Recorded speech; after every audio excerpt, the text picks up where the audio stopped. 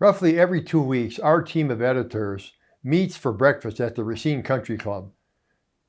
During each, the team gets to chow down and then bring story ideas to the table for full discussion on what to develop and what to dispose of.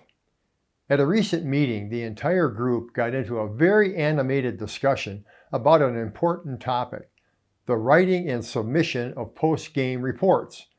The conversation was launched after one of the team mentioned how he had seen an official get bumped during a game, but that the incident was not included in any post-game report. Many around the table are currently active officials. Quickly, it became clear that most drew a hard line on what must be included in post-game reports. I wanted to play devil's advocate, so let me. In the case of the bumping incident, I wondered if it was actually a bump, or was it a nudge, or was it a brush?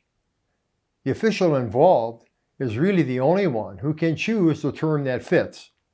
If the official gets ready and purposely, clearly gets bumped, then that must be penalized and must be included in the post-game report.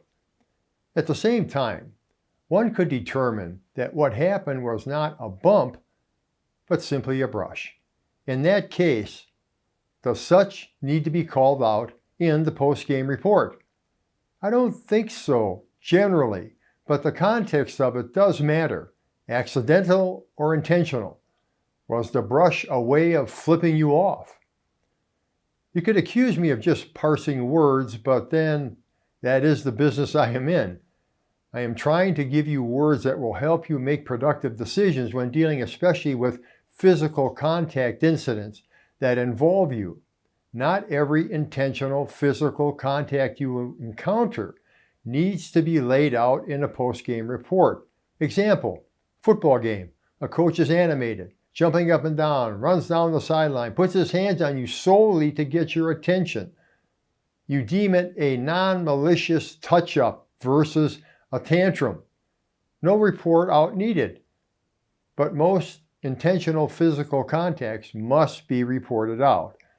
Look, there are so many times when we handle things during a game in small and fairly quiet ways.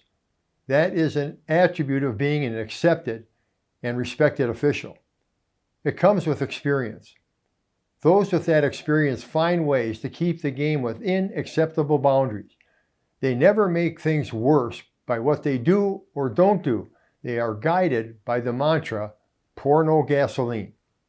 Thus, that skill allows those officials to take care of business while being smart, being informed on what to report out on.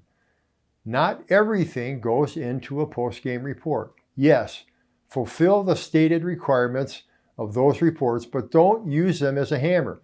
Don't use them to vent your frustration. Heck, once in a while you might even use a post-game report to issue a mea culpa for something that you did during a game. Now there's a thought. Finally, a couple strong recommendations for you.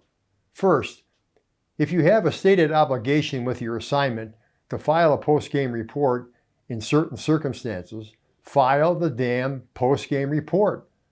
Don't use some lame excuse like, I don't want to do the extra paperwork. Phooey.